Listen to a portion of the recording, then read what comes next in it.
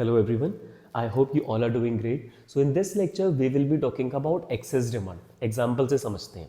एक small country जहाँ पे 2 machines अवेलेबल हैं, 50 वर्कर्स अवेलेबल हैं, 25 को डिवाइड कर दो, 25 एक मशीन पे, 25 वर्कर्स सेकेंड मशीन पे काम करेंगे. दोनों ही मशीन्स लैपटॉप बनाती हैं. यहाँ पर जो पहली मशीन है वो 25 लैपटॉप बनाने की कैपेसिटी रखती है. सेकेंड वाली मशीन भी एक ईयर में 25 लैपटॉप बनाने की कैपेसिटी के साथ काम करती है.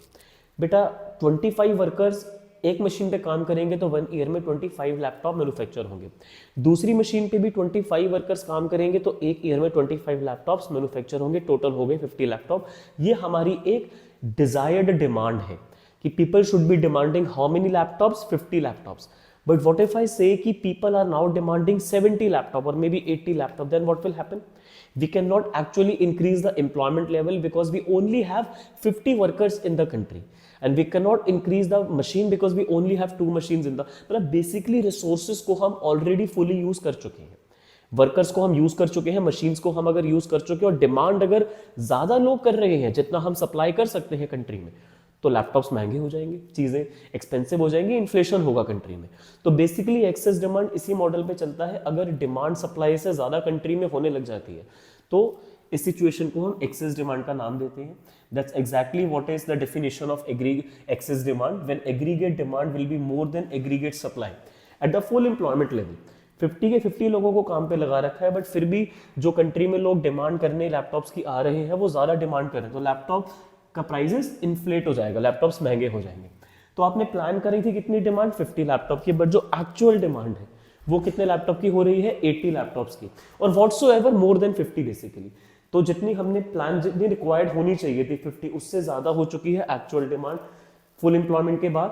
तो it creates excess demand in the economy. देखो डायग्राम कितना क्लियरली इस बात को हाईलाइट करता है. बेटा इक्विलिब्रियम पॉइंट ई पर आएगा जहां पर अभी मेरा मार्कर है. This is the level where aggregate supply and aggregate demand are equal to one another. यहां पर आपने अपने रिसोर्सेज को फुली यूज कर लिया. बट द प्रॉब्लम इज कि जो न्यू डिमांड है, जो एक्चुअल डिमांड कंट्री में हो गई है AD1, वो बेटा हमारी एक्सपेक्टेड वाली डिमांड के ऊपर चली गई है. आपने AD1 एक्सपेक्ट नहीं करी थी, वो एक्चुअल डिमांड है, वो हमारी प्लान वाली डिमांड के भी ऊपर चली गई है. तो आपका जो ओवर फुल एम्प्लॉयमेंट है, let me take a marker for all of this, तो ये थोड़ा बेटर, मैं बेटर इसको एक्सप्लेन कर पाऊंगा. Okay, so here is the full employment equilibrium. जितने आप लैपटॉप सप्लाई कर सकते हो उतनी ही डिमांड हो जाती है, तो पॉइंट ई पर इकोनॉमी सर्वाइव करती है, और इस सिचुएशन को हम बोलते हैं फुल एम्प्लॉयमेंट इक्विलिब्रियम. इसका एक नाम और भी होता है effective demand. If you remember, this is also called as effective demand principle. आपको हर चैप्टर में सिनोनिम्स पता होने चाहिए, कौन सा वर्ड किस चीज को डिनोट करता है. तो इक्विलिब्रियम हो नहीं पाया क्योंकि जो एक्चुअल डिमांड कंट्री में हो गई वो प्लान से ऊपर चली गई. हमने प्लान इतनी करी थी बट लोग इतने लैपटॉप डिमांड कर रहे हैं. बेटा कंट्री में रिसोर्सेज इतने ही है, 50 वर्कर्स अवेलेबल है, सबको आपने काम पर लगाया हुआ है. अब या तो उनको ओवर काम करने के लिए बोलो कि भाई तुम 8 आवर्स की जगह 10 आवर्स की शिफ्ट लगाओ या समथिंग लाइक दैट, कुछ एक्स्ट्रा काम करे. बट फिर भी यहां तक अगर जैसे तैसे पहुंच जाओगे, इसको चलो जी नाम दे देते हैं, तो ये वाला पॉइंट तो ओवर फुल एम्प्लॉयमेंट का हो गया. और अगर इकोनॉमी वहां तक नहीं पहुंच पाएगी, जो कि जनरली नहीं ही पहुंच पाती है, तो लैपटॉप महंगे हो जाएंगे. तो ये जो डिफरेंस आ रहा है इक्विलिब्रियम का और एक्स्ट्रा डिमांड का, जो मैंने ब्लैक से मार्क करा है, इस गैप को बोला जाता है इन्फ्लेशनरी गैप. ठीक है, जो F से लेकर E का गैप बन रहा है, डिमांड ज्यादा हो रही है सप्लाई से, तो लैपटॉप महंगे हो जाएंगे. तो इम्पैक्ट बस इसका इतना आएगा. डायग्राम में एक्सपेक्ट करके चल रहा हूँ, आप लोगों को समझ में आ गया ड्रॉ कैसे करना है. एग्रीगेट सप्लाई बेटा 45 डिग्री की लाइन आपको बनानी है. ठीक है, आपको एग्रीगेट सप्लाई बिल्कुल ओरिजिन से स्टार्ट करते हुए ऐसे लेकर जानी है. This is a aggregate supply line. Aggregate demand इतनी हो जाती जितनी हमने प्लान करी थी, तो सब कुछ बहुत बढ़िया होता. This would have been the equilibrium level. But हो क्या गया, डिमांड लोग ज्यादा कर रहे हैं जितना हमने एक्सपेक्ट करा था, तो इसको AD1 बोल दो, इसको आप बोल दो एक्चुअल जो हो गई वो प्लान से ज्यादा चली गई.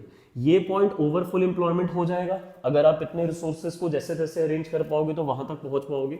अदरवाइज E से लेकर ये जो F का डिफरेंस आ रहा है, ठीक है, दिस इज F, तो इतना जो गैप आ रहा है, this is called as inflationary gap in the economy. इसको हम इन्फ्लेशनरी गैप बोलते हैं. इसका इंपैक्ट क्या होगा, what will be the impact.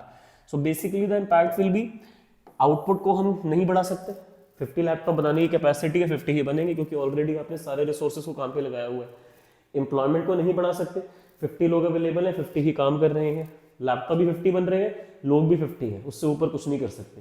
Prices महंगे हो जाएंगे, जो प्राइस आप लैपटॉप का चार्ज करने के लिए प्लान कर रहे थे उससे अब आपको ज़्यादा चार्ज करना पड़ेगा, क्योंकि डिमांड मार्केट में कुछ ज़्यादा ही हो रही है। तो ये चीज़ अच्छी बात बिल्कुल भी नहीं है। मैंने तो सिर्फ एक प्रोडक्ट लिया है, छोटी सी कंट्री ली है, रिसोर्सेज बहुत लिमिटेड लिए हैं। इन रियलिटी अगर लोग ज़्यादा ही पैसे अर्न कर लेते हैं तो उस चीज़ को हमें कंट्रोल करना होता है। क्यों? क्योंकि अगर लोग लगातार पैसे स्पेंड करते करते चले जाएंगे तो इससे जो अनप्रिविलेज्ड लोग हैं, जो मिडिल क्लास लोग हैं, उनके लाइफस्टाइल पे इंपैक्ट आएगा, चीज़ें बहुत महंगी हो जाएंगी। लैपटॉप के साथ साथ ब्रेड महंगी हो जाएगी, पेट्रोल महंगा हो जाएगा, क्योंकि जब मनी की सप्लाई बढ़ जाती है, लोगों के पास जब मार्केट में पैसे आ जाते हैं तो लोग खर्च करते हैं, मार्केट में चीज़ों की शॉर्टेज होती है और चीज़ें महंगी होना स्टार्ट हो जाती हैं। तो अल्टीमेटली इसको कंट्रोल कैसे करा जाता है और इसके मेन रीजंस क्या होते हैं वो बेटा मैं आपको नेक्स्ट लेक्चर में समझाऊंगा। तो आई बिलीव एक्सेस डिमांड आप सबको क्लियर है। जब एक्चुअल डिमांड प्लान डिमांड से ज़्यादा हो जाती है तो चीज़ें महंगी हो जाती हैं और आप एम्प्लॉयमेंट और आउटपुट में कुछ चेंज नहीं कर सकते, प्राइस लेवल्स को इंक्रीज करना पड़ता है। And that is these are the impacts and this is also called as the effects of excess demand. इनको इफेक्ट्स बोल लो या इम्पैक्ट बोल लो, it's one and same. Still, if any student is having any doubt in excess demand, feel free to ask to me in the comment section or on my Insta handle. I will explain you the clarity जो भी आपको doubt confusion है। Next lecture में हम इसके reasons के बारे में बात करते हैं। Thank you for listening me so patiently. Have a nice day.